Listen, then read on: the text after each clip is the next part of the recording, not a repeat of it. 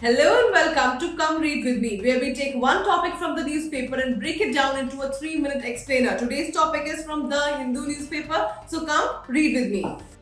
The topic is over 30% students in Odisha schools drop out before higher secondary level, says CAG report. Now, the CAG report that says that over 30% of students in Odisha drop out before reaching higher secondary level. The transition rate from secondary to higher secondary in 2022 to 2023 was only 70.3%, which is very less, indicating that nearly one-third of students either drop out or fail to qualify for promotion. The gross enrollment ratio GER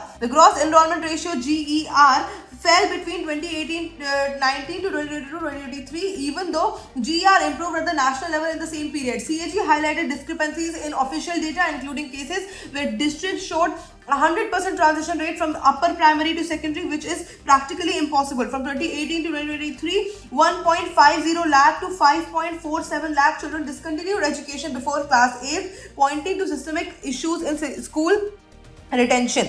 Now let us see 30% of students were not able to make the transition from higher classes, either due to dropping out of the school due to not qualifying for promotional or next level. The audit report in the state's education sector stated. Now the CAG pointed out the GER secondary and higher secondary levels declined in the state during 2022 to 2023 compared to 2018 to 19. Even the ratio improved nationally over the same period. Now it also flagged purported discrepancies in official records. CAG found that the transition rate from upper primary to the secondary level in 2018-19 from Bhadrak and Neopada districts were more than 100%, which is not possible. During 2018-2023, 1.50 lakh to 5.47 lakh children enrolled in classes in 1 to 11th discontinued education before reaching the immediate higher classes, which the dropout rate across classes ranged from 3.12% to 7.27%. Now let us understand the UPSC relevance of the topic, why it is relevant for UPSC. So it is highly relevant for GS paper 2 social justice education.